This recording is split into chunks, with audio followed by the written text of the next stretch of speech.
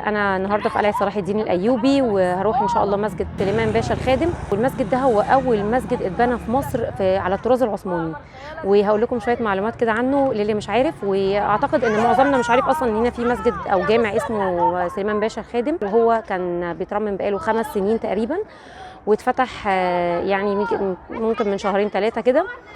عاوزه اقول لكم بقى ان لازم يكون معاكم فيزا عشان ما بقوش يقبلوا فلوس كاش على شباك التذاكر، والتيكت ب 60 جنيه للمصريين والعرب. اول ما دخلت بقى لقيت عربيه كهرباء بتطلع بيك لغايه جامع محمد علي، قلت اركبها عشان انجز وقت. طبعا انتوا عارفين ان صلاح الدين الايوبي هو اللي بنى القلعه، لكنه مات قبل ما تخلص، واللي كمل بنائها كان ابنه الملك الكامل، وفضلت من ساعتها مقر الحكم مصر لغايه الخديوي اسماعيل اللي قرر ينقل المقر من القلعه لقصر عابدين. وفي طريق العربية بنعدي على جامع الناصر محمد ابن قلاوون، وطبعا ما ينفعش تفوتوه وانتوا بتزوروا القلعة.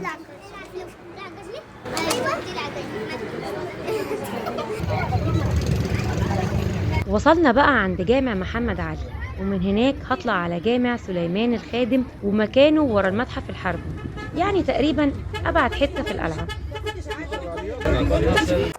طيب يا جماعة، أنا كده بقى عرفت هو اصلا الجامع ليه محدش يعرفه، وليه محدش بيروحه، وليه تقريبا مفيش اي فيديوهات غير بسيطه جدا عنه. لان هو بيقولك ان هو اصلا مفيش ليه زوار. طب ايه السبب؟ مفيش سبب. يعني سبب ايه؟ طيب ان مفيش زوار، مفيش سبب مفيش زوار. روح وجازف بقى، هو بيقولك كده. مش عارفه نجازف هنتخطف. خليكم معانا بقى وانتظروا، عشان هي فيه كده سسبنس تقريبا.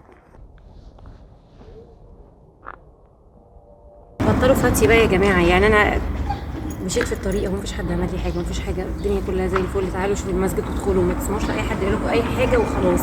تعالوا جربوا وشوفوا بنفسكم. واخيرا وصلنا لجامع سليمان باشا الخادم المشهور بجامع سارية الجبل. وسيدي سارية صحابي جليل، وليه قصه شهيره ايام خلافه سيدنا عمر بن الخطاب. كان سيدنا عمر بيخطب الجمعه في مسجد رسول الله، وفي وسط الخطبه وقف عمر وقال: يا سارية الجبل الجبل. سارية ساعتها بيقود حمله في بلاد فارس، وكان وضعه صعب جدا، لكن لما غير موقع حملته واحتمى بالجبل قدر يحقق النصر. ولما رجع على المدينه سمع حكايه سيدنا عمر، فقال لهم: انا فعلا سمعت صوت عمر بيقول لي الجبل الجبل. بس سيدي سارية ما جاش مصر، والجامع اتبنى في زمن تاني خالص، وعشان كده محدش عارف هو ليه اتشهر باسم جامع سارية الجبل. اما سليمان باشا الخادم فده بقى كان السلطان العثماني سليمان القانوني عمل والي على مصر، وكانت القلعة هي مقر الحكم وفيها معسكرات للجنود، وكان الجنود الانكشارية عاوزين جامع قريب منهم يصلوا فيه، خاصة ان جامع الناصر محمد ابن قلاوون كان مهمل ومحدش بقى بيروحه. فجه سليمان الخادم سنة 1528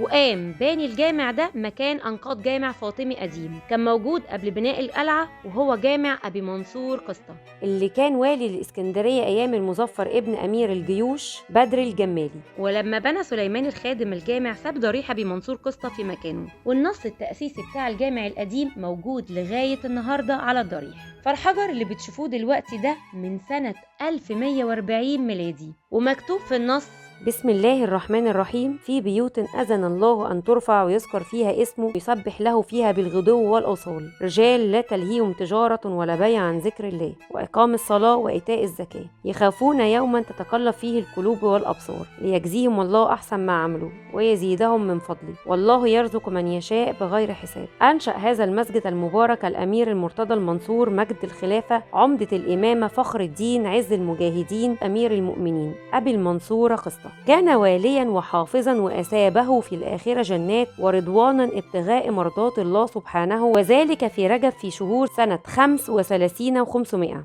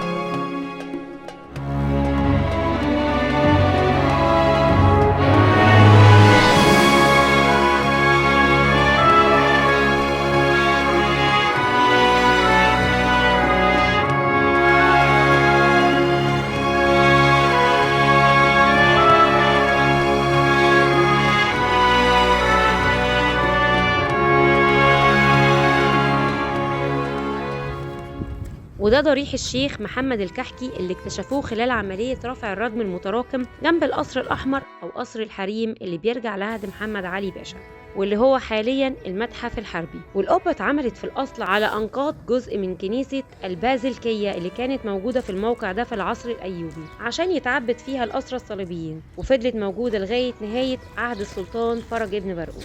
كده خلص فيديو النهاردة، بس لسه في حكايات كتير من مصر، بلد الحكايات اللي ما بتخلصش. اعملوا لايك وشير واستنوني في حكاية جديدة.